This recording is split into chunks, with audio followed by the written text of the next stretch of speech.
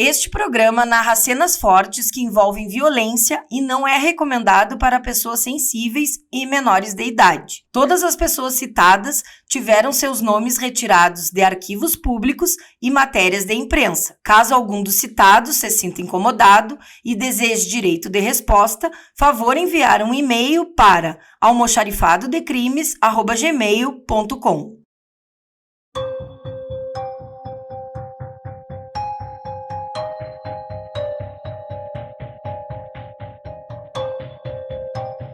Olá, eu sou a jornalista Rochelle Barbosa e começa agora o podcast Almoxarifado de Crimes. Esse podcast é um oferecimento da Funerária Padre Germano, que fica na Avenida General Malé, número 98. E Rota Sul, aplicativo de mobilidade, seu jeito inteligente de ir e vir. Hoje nós vamos fazer um podcast diferente, vai ser a parte 2 de um podcast que a gente gravou com o Capitão Rolim, e nós vamos falar novamente de uma rebelião que marcou muito Bagé, e hoje a gente vai entrevistar a Sargento Sabrina, né, Sabrina Costa, que hoje ela tá no pelotão ambiental, no segundo pelotão ambiental. Na época ela era do policiamento ostensivo e ela atuou dentro dessa rebelião, e ela teve uma ideia, que inclusive o Capitão Rolim falou no outro episódio, ele comentou que ela teve uma ideia de desmobilizar aquela rebelião.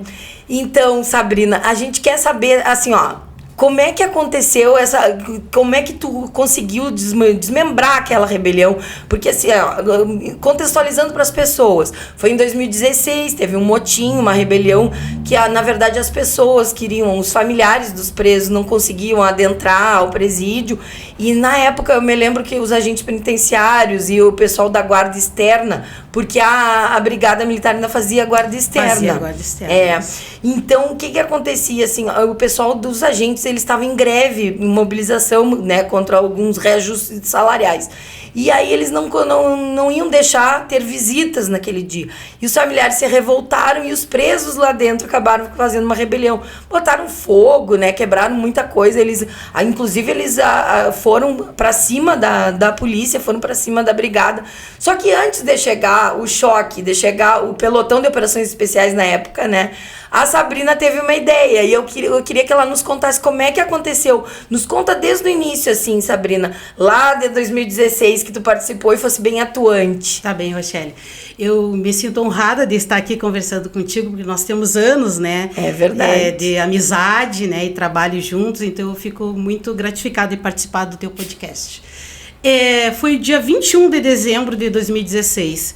Quando tu me convidou, eu procurei no meu feed, no Facebook. Por quê? Porque naquele dia eu saí com a minha filha, porque eu estava cansada. Foi um dia bem desgastante e eu saí com a minha filha. Então eu tenho no meu histórico esta data. Claro. Estávamos eu e o Sargento Silva, que hoje ele está aposentado na brigada. Nós estávamos nós dois de serviço. Ele era o comandante lá na guarda do presídio. Era uma época um pouco conturbada, os agentes estavam decepcionados com algumas questões salariais, havia parcelamento, né? E desde o início da semana eles estavam fazendo algumas manifestações, greves, e ficavam na frente do portão do presídio. Mas a rotina do presídio continuava normalmente. Sim. E nós tirando o nosso serviço e eles o deles lá. Naquele dia, eu estava na minha guarita e fui até a sala do comandante para tomar água, né? Uhum. E o comandante, o Sargento Silva, me acompanhou quando eu fui sair. E nós dois escutamos as pessoas falarem lá embaixo, os familiares, né? Nós chamamos de visita, a visita do apenado que estava lá embaixo. Falou bem alto para que a visita do outro lado da rua escutasse. Uhum. Hoje não tem visita. E nós nos olhamos, porque nós não tínhamos essa informação. Sim. A rotina do trabalho era normal. E até porque era perto do Natal, né? As pessoas começam a ficar mais tensas também, né? E aí eu comentei com ele, hoje não vai ter visita, porque as pessoas já estavam lá. E ele falou assim, não, a princípio tá tudo normal. Aí nós entramos dentro da sala dele e fizemos uma comunicação com o pessoal lá de dentro. Nós tínhamos um rádio. E nós nos comunicávamos com eles internamente. E nos responderam que não, estava tudo dentro da normalidade. Eu retornei para o meu posto e ele ficou no posto dele. Só que com o passar dos minutos, as pessoas começaram a ficar um pouco nervosas, né? E começou um tumulto ali na frente, as pessoas começaram a gritar, hoje não tem visita.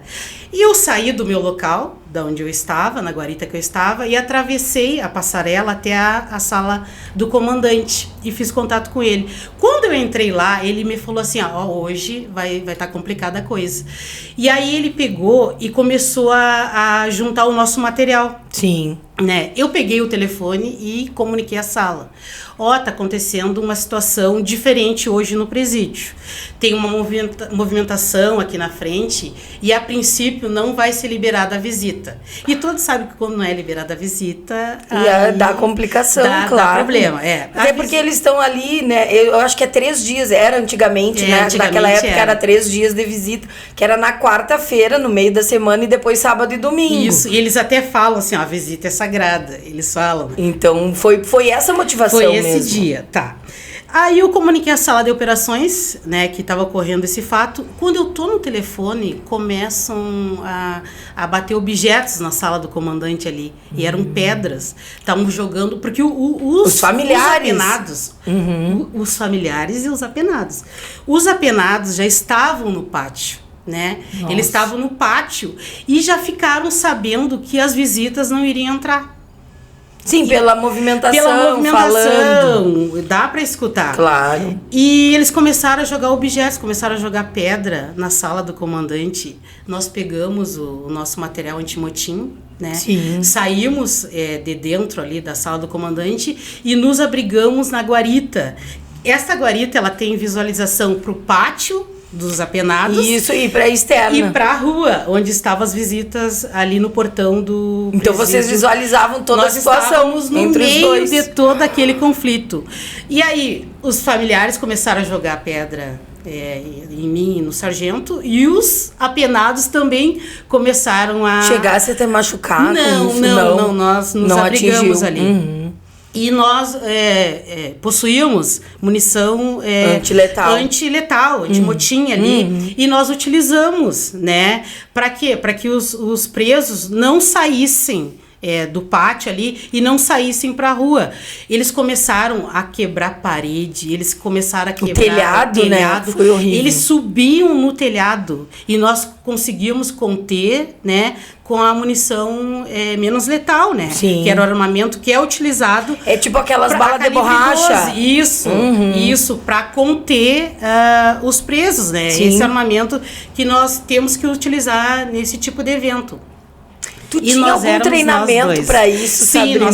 nós temos treinamento. Eu sou habilitada para utilizar o armamento nesse 12. Tipo de questão também. Sim, nós temos instruções anual, né? Nós fizemos instruções anuais ali para qualificar e também relembrar, né? Como é que se utiliza a arma de calibre, tanto a de calibre curto quanto de calibre longa. Nós temos treinamento. E eu e o sargento Silva ficamos ali naquela situação, segurando os só presos. Os dois, no primeiro momento. Para que eles não fugissem. E eles tentando e nós segurando. Nossa, não, e é só para contextualizar o público, assim, ó, para dizer, dentro do presídio, a capacidade do presídio de Bagé, do regional de Bagé, é de 260 apenados. Até hoje a gente tem no mínimo 500 apenados. Isso. Então é o dobro. Aí imagina 500 apenados rebelados num pátio, revoltados. E nós ali vocês no meio. Os dois apenas. E nós ali no meio, isso. E a primeira guarnição que chegou para nos apoiar ali como reforço foi a guarnição do soldado Maicon, que hoje em dia é sargento Maicon, e o soldado Rocha. Eles subiram na guarita, só que para eles chegarem até a mim e o sargento Silva, eles tinham que atravessar a passarela que dá de frente pro pátio, ou seja, eles também foram apedrejados, né, pelos apenados. Claro. Mas mesmo assim, eles não hesitaram e seguiram e foram ao nosso encontro. Lá eles nos entregaram mais material, mais munição, e nós seguimos, nós 4 ali, segurando os presos. Nossa. E tentando se proteger dos familiares, né? Queimaram até colchão na rua, eles estavam muito nervosos, né? Que eles estavam nessa situação ali. Eu acho que foi uma das situações mais gritantes, assim, até quando eu conversei com o Capitão Rolim, ele disse que foi muito tenso. Ele não estava, ele estava em Dom Pedrito, e ele estava retornando, que ele tinha um serviço lá. E aí chamaram ele. Daí ele veio, né? E aí ele que me contou que tu tinha tido uma atitude, tu e o sargento, né? E vocês tinham tomado uma atitude que daí que foi o que conseguiu conter, né? Isso, nós seguramos ali dentro dos meios, né, que nós tínhamos, nós conseguimos conter, ninguém fugiu. E quando chegou a guarnição do POI, que hoje é a Força Tática, né? Eles chegaram, eles são a tropa especializada para esse tipo de distúrbio. Eles que estão acostumados a trabalhar nesse tipo de evento.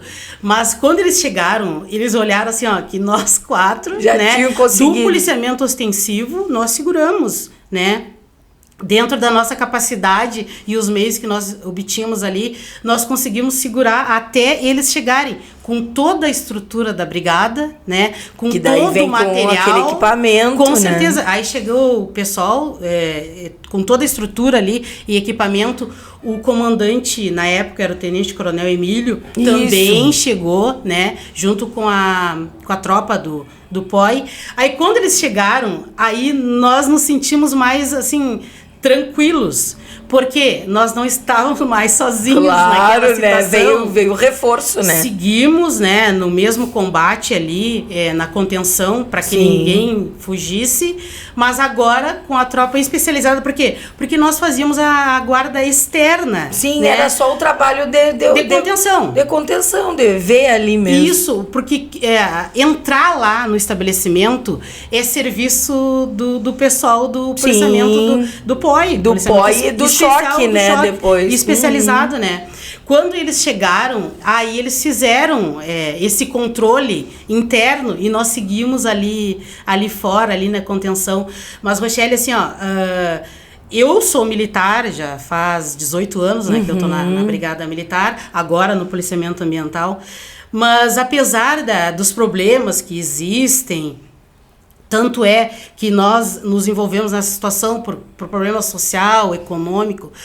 Nós entendemos, né, que todos têm seus problemas, mas mesmo assim o militar, ele é diferenciado no sentido que, apesar dele ter os seus problemas, ele segue cumprindo a missão, sabe? Ele segue ali, né? Eu não queria estar em outro lugar que não fosse ali. Sabe? Quando o pessoal chegou, todo mundo assim, ó, eu e meus colegas, nós 4 que estávamos ali, ninguém falou nada, sabe? Mas estava todo mundo orgulhoso de ter conseguido cumprir aquela missão, sabe? Sim.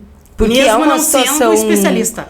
Com certeza uma situação muito difícil, né? Foi difícil, e eu fico pensando assim, ó, realmente foi uma situação aqui em Bagé das piores. Eu acho que foi um dos piores momentos, assim, dentro do presídio. Eu sempre digo, eu fui poucas vezes lá dentro do presídio. Não é um lugar que eu me sinta bem. Eu acredito que não é pra ninguém. Eu acho que nem para quem trabalha lá, né? Sim. E a gente sente aquela situação assim, ó, porque eles estão no limite.